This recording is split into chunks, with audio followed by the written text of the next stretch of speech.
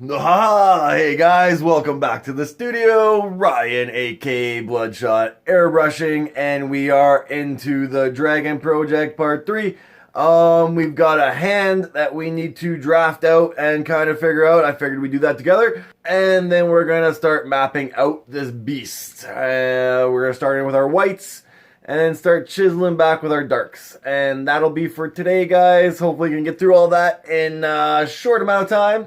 As we get through it, guys, we're going to, I'll talk you through it, and I'll spew out some knowledge as we get rolling. Hopefully you guys can learn a little something, and we can get through this in a timely fashion. Alright, guys, let's get back to it. Back to work. Alright, guys, check it out. Alright, guys, let's get on this. So, when I'm thinking dragon claws, I kind of lean more towards talons of like the eagles, the birds of prey. I find lizard hands are quite anemic with their extra weird long fingers, and yeah, I try to stay away from the lizard fingers. I go for the eagle talons. So I got some cool reference that I'm going to use today to build up what I think will be a gnarly claw tearing away at the windowsill here guys. Alright guys, I just got some tracing paper. I got it by the roll. You can get it by the sheet, whatever you need. I find it's a little more efficient, being this is my job, to buy it by the roll. And you never know when you need to do the side of a vehicle and you actually need 4, 7, 8 feet of tracing paper. Alright guys, just cutting out the size that I need. I'm going to put that away, and now I'm going to tape down my tracing paper. I'm not using magnets because I don't want this to shift while I'm doing my drawing. I'm just going to draft out the 3D of the windowsill and get to doing some claws. Alright guys, and when I start drafting something out, I do just that. It's some light pencil lines, making sure that I'm liking the form of it before I solidify it with some nice heavy lines. I do step back, I take a nice look at the overall piece, and keeping in mind that these claws are coming from the inside out, so they do have to have a bit of a wraparound. You just saw me checking my own claws to kind of see how those things bend, and having the reference, guys, to see how a claw moves in different directions depending on the angle of sight is so much easier to have something in front of you than to actually try to make it up from the brain. So it's how I do, guys. You may do it differently, and that's okay. Alright guys, now that I got something I'm happy with, I'm gonna go take it upstairs. I'm gonna photocopy. I might even upsize it just a little bit.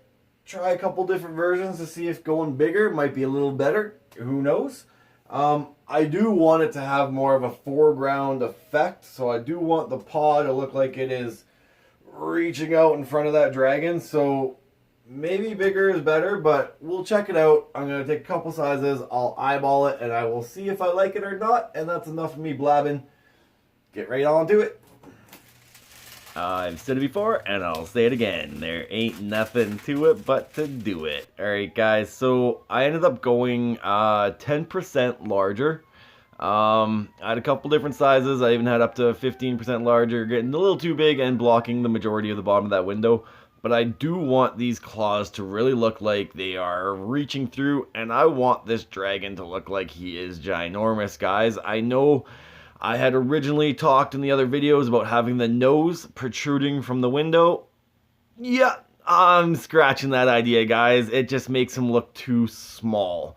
So the only thing protruding this window, guys, besides the fire, of course, will be these claws.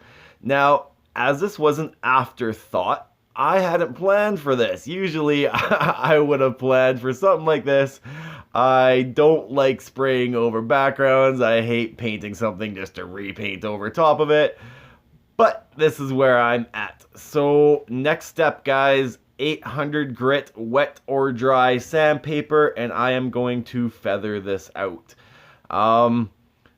Slow and steady wins the race here, guys. I have masking tape right butted up next to the area I want to sand, so I'm folding that paper to give me a nice tight edge of sandpaper that I have good control over, and I don't worry about rubbing off the masking tape, pulling back the masking tape, and you just kind of keep it centralized to where that claw is, where I need that paint to be not fully removed, guys. Just any lines that have built up, because painting against tape, guys, will give you a buildup. It might even be like just so minute, but it will give you a buildup of paint. You pull that tape off and you clear over top of that without feathering it out like you see here, and you will see that line forever, guys. Take it from somebody who's been there. Feather it out. It is worth the time. And next, I'm going to clean it with my handy dandy airbrush cleaner slash paint thinner slash hand cleaner. Well, piece cleaner as well, guys. Wherever you need to clean something, this stuff works great. And black. I'm going to get in with some black to darken these claws, bring it back to the background, and I can even build it up with some opaque black at this point. And if I still see a line, guys, I can sand again, go back in with black. Alright guys, now that I got that all feathered out and blacked, blacker than the blackest cats on a moonlit night. Yeah. I'm going to go back in with my negative. Now, I call the cut out part of a stencil, I call this the positive, guys. I call what's left behind the negative. Okay, so right now, I'm going to use the negative part of the stencil. Stick her on, map her out, line her up. Booyah. Alright guys, and for those of you who love the real time, well, this one's for you, alright? So I have got my paint thinned out considerably. Just white, guys. White thinned out to where I can get a nice subtle line. Who knows? At this point, this is the mapping out point. I may still want to change this. So the lighter you go until you know that this is the spot that it's going to take up, guys. This is how I do. Being happy with it. Now I got my next stencil, and all this is going to do is give me some highlights of the knuckles, the two knuckles that are sitting there, and again, a nice crisp edge. This is why I use stencils as opposed to just nailing the whole thing freehand, guys. That came out a little dirtier than I thought. Yeah, you hear me? Crisp edges, all right? And this is why pretty much anybody would use stencils.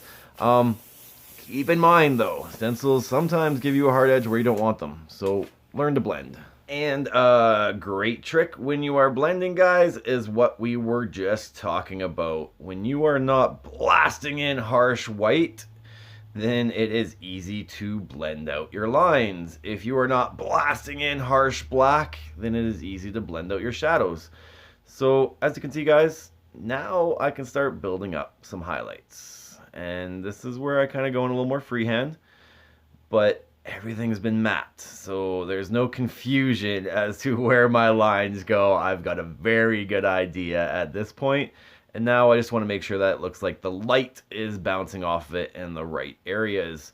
Hence there being a firebomb right in front of it. There's going to be some harsh lighting and some harsh shadows on that claw, but it's going to give it a pretty dynamic effect, I do think.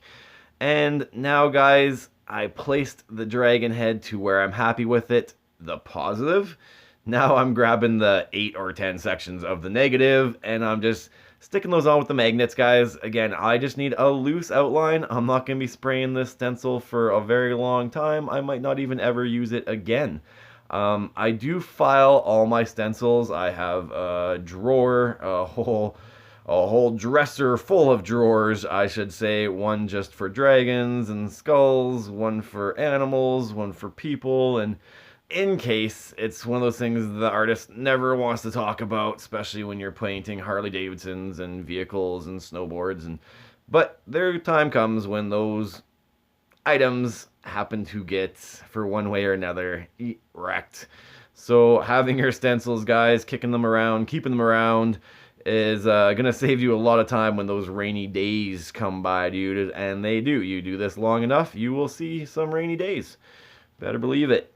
This is another reason. This is another reason why I use just plain old loose leaf paper. I'm not going to be using the stencil 18 times. I might use it 5.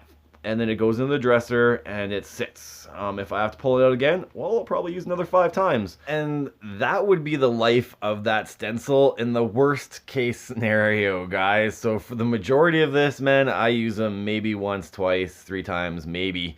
And then they get filed away. So having the loose leaf, it's super easy to cut through.